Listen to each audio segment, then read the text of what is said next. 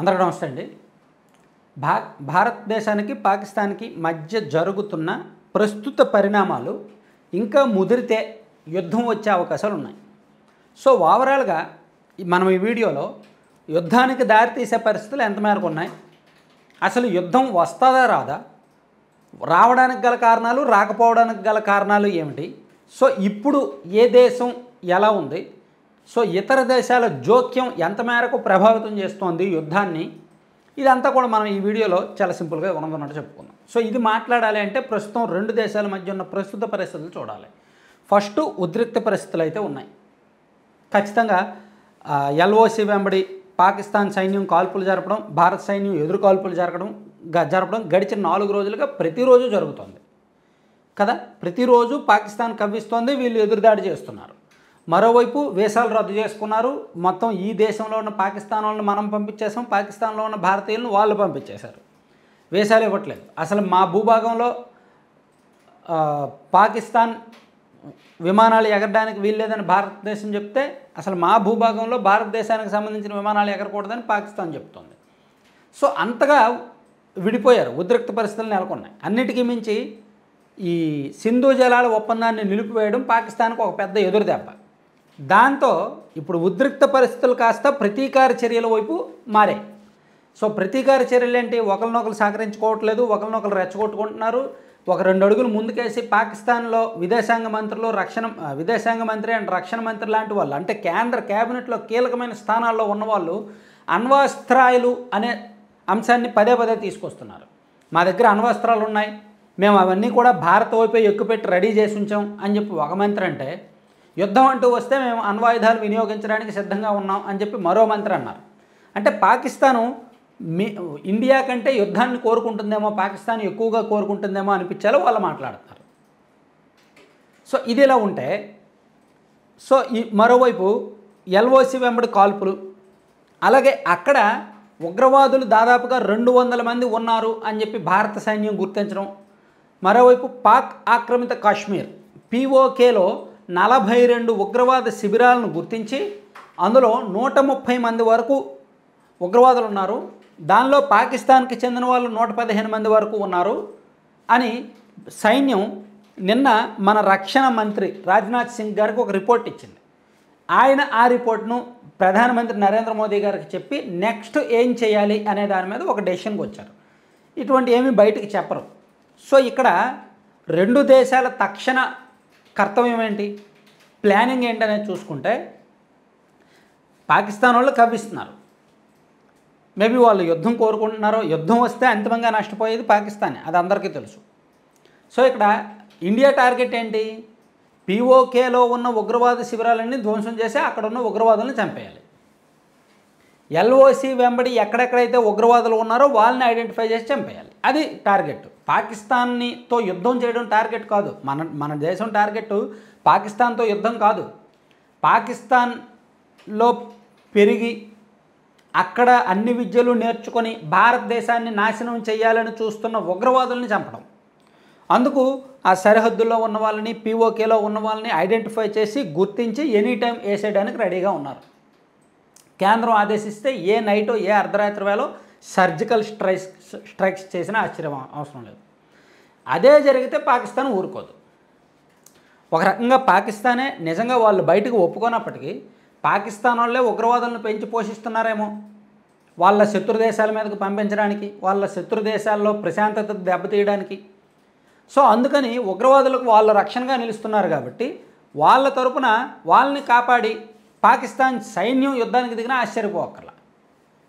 So ఇప్పుడు అర్థమైంది కదా, మనోళ్ళకి కావాల్సింది ఉగ్రవాదులను చంపడం, వాళ్ళకు కావాల్సింది యుద్ధం, ఉగ్రవాదులను కాపాడుకోవడానికి యుద్ధం చేయడం.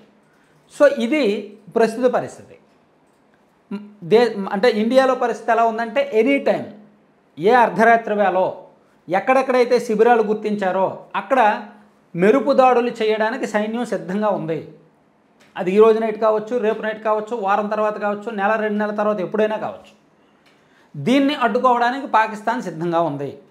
ఇది పక్కన పెడితే మరోవైపు చిన్న కావింపు చర్యలు, ప్రతీకార చర్యలు జరుగుతున్నాయి. సో ఇది ముదిరితే ఖచ్చితంగా యుద్ధం వరకు వెళ్తుంది, యుద్ధం వరకు వెళ్ళే అవకాశాలు ఉన్నాయి. ఇక్కడ మరో అంశం మనం పరిశీలించాలి. ఏ ఇతర దేశాలు కూడా పెద్ద దేశాలు, ప్రపంచంలో పెద్దన్న పాత్ర పోషిస్తున్న దేశాలు China, America, Britain, France, Russia లాంటి వాళ్ళు ఎవరూ కూడా యుద్ధం విషయంలో డీప్గా ఇన్వాల్వ్ అవ్వట్లా. చైనా ఏం చెప్తోంది?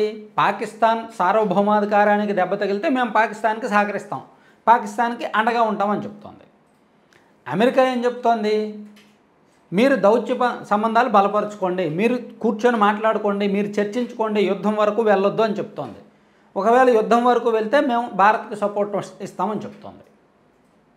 సో ఇంకా ఇతర దేశాలు ఏమీ కూడా ఈ ఉద్రిక్త పరిస్థితుల మీద రెస్పాండ్ అవ్వట్లా. సాధారణంగా రెండు దేశాల మధ్య యుద్ధం వచ్చే పరిస్థితులు ఉన్నప్పుడు ఇతర దేశాలు రెస్పాండ్ అవుతాయి. మీరు కూర్చొని మాట్లాడుకోండి, మీరు పరిష్కరించుకోండి, మీ దౌత్య సంబంధాలు మెరుగుపరచుకోండి, మీ మధ్య యుద్ధం జరిగితే అది ప్రపంచ యుద్ధానికి దారితీయవచ్చు. ఎందుకంటే ఇది ఖచ్చితంగా ఇక్కడ రెండు దేశాల్లో కూడా అణ్వాస్త్రాలు ఉన్నాయి. మన దగ్గర అరౌండ్ ఒక 175 అరౌండ్ అణ్వాస్త్రాలు ఉన్నాయి. ఈవెన్ పాకిస్తాన్ దగ్గర కూడా అణ్వాస్త్రాలు అరౌండ్ 170 ఉన్నాయి. సో ఇవి ఒకరి మీద ఒకరు ప్రయోగించుకుంటే భారీగా ప్రాణ నష్టం, భారీగా ఆస్తి నష్టం తప్పదు. అది ప్రపంచంలో ఖచ్చితంగా విధ్వంసమే, వినాశకరమే. అందుకని ఇతర దేశాలు జస్ట్ చూస్తున్నాయి తప్ప, ఏదో నామకే వాస్తి చెప్తున్నాయి తప్ప ఒత్తిడి తీసుకురావట్ల. నిజంగా ఇటువంటి పరిస్థితుల్లో అంతర్జాతీయ ఒత్తిడి ఉండాలండి. అంతర్జాతీయంగా ఒత్తిడి ఉంటే ఖచ్చితంగా యుద్ధం జరిగే అవకాశం ఉండదు. లేదా ఎవరైనా అంతర్జాతీయంగా మధ్యవర్తిత్వం వహించాలి. చైనానో, రష్యానో, అమెరికానో, ఫ్రాన్సో, బ్రిటనో ఎవరో ఒకళ్ళు రెండు దేశాల మధ్య మధ్యవర్తిత్వమైనా వహించాలి. అది కూడా ఎవరు చేయట్లా. ప్రస్తుతానికి అందరూ సినిమా చూసినట్టు చూస్తున్నారు. పైగా చైనా ఒకరికి సపోర్ట్ చేస్తుంది, అమెరికా ఏమో ఒకరికి పాఠం చెప్తూ జాగ్రత్తగా చూసుకోండి అని చెప్తూ సపోర్ట్ చేస్తామని ఇండైరెక్ట్గా ఎంకరేజ్ చేస్తుంది. సో యుద్ధానికి పరోక్షంగా ఎంకరేజ్ చేస్తున్నట్టు ఉన్నారే తప్ప ఒత్తిడి తీసుకొచ్చి మీరు ఆగండి మేము మాట్లాడతాం సో ఈ ప్రయత్నాలు జరగట్లేదు. సో దాని కారణంగా ఉద్రిక్త పరిస్థితులు ఇంకా రోజు రోజుకి ముదురుతున్నాయి. సో పాకిస్తాన్ వాళ్ళు చివరిగా ఏమనుకుంటున్నారు? సింధు జలాల ఒప్పందం నిలపొద్దు, అది కాకుండా ఇంకేదైనా మేము మాట్లాడతాం, ఉగ్రవాదుల విషయంలో మీలాగే మేము కూడా కఠినంగా ఉన్నాం, మా దేశంలో ఎక్కడెక్కడ ఉగ్రవాదులు ఉన్నారో చెప్పండి, మేము హతమారుస్తాం అని చెప్తున్నారు. అలాగే ఆ పహల్గాం ఉగ్రదాడికి మాకు సంబంధం లేదు, కావాలంటే థర్డ్ పార్టీ ఎంక్వైరీ వేసుకోండి, మాకు సంబంధం లేదు అని వాళ్ళు పాకిస్తాన్ కఠినంగా చెప్తారు. ఇండియా వాళ్ళు ఏం చెప్తున్నారు?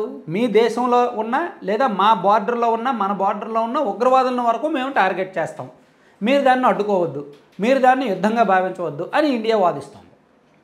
సో దీనికి పరిష్కారం లేక ఒకరినొకరు రెచ్చగొట్టుకుంటున్నారు, ఒకరినొకరు పంచ్ డైలాగులు వేసుకుంటున్నారు, ఒకరినొకరు కొంచెం బీభత్సంగా ఉంది. సో ఇది ఇలాగ ఉన్నంత వరకు యుద్ధం రాదండి. ఒకవేళ నెక్స్ట్ లెవెల్కి వెళ్తే, నెక్స్ట్ లెవెల్ అంటే చెప్పాను కదా ఇందాక, మెరుపు దాడులు అంటే సర్జికల్ స్ట్రైక్స్ జరిగితే, లేదా పాకిస్తాన్ వాళ్ళు ఇంకాస్త కవ్వించి ఇప్పుడు 4 రోజుల నుంచి 1 గంట 2 గంటలు కాల్పులు జరుపుతున్నారు కదా, అలా కాకుండా ఇంకా ఎదురు కాల్పులు వాళ్ళు ఎక్కువగా జరిపితే యుద్ధం వస్తుంది. దానికి రాకుండా ఉన్న పరిష్కారం, ఏకైక పరిష్కారం అంతర్జాతీయ జోక్యం. దౌత్య సంబంధాలు మెరుగుపరచుకోవడానికి వీళ్ళే కూర్చొని మాట్లాడుకోవడం. వీళ్ళు ఎవరు కూడా ఇప్పుడు చూడండి, 2 వ్యక్తులు కొట్టుకుంటున్నప్పుడు 3వ వ్యక్తి వచ్చే వరకు వాళ్ళు అలాగే ఉంటారు. 3వ వ్యక్తి ఎంటర్ అయితే వాడు సమర్థుడైతే ఒక్కడే చాలు ఆపుతాడు. 3వ వ్యక్తి సమర్థుడు కాకపోతే వాడితో పాటు ఇంకో 4 వచ్చి వాళ్ళిద్దరిని ఆపుతారు, విడదీసి సెట్ చేస్తారు. సో ఇప్పుడు అదే అవసరం ఉంది, ఇండియాకి పాకిస్తాన్కి మధ్య అదే అవసరం ఉంది. ప్రస్తుతానికి ప్రపంచ దేశాల్లో ఏ దేశము కూడా ఆ ఇనిషియేషన్ తీసుకోవట్లేదు, ఆ ముందడుగు వేయట్లేదు, చూస్తున్నారు అంతే. సో అందుకని యుద్ధం వచ్చే అవకాశాలు ఎక్కువగా ఉన్నాయన్నమాట. కానీ ఎప్పుడు జరుగుతాయి, ఎలా వస్తుంది అనేది చెప్పలేం.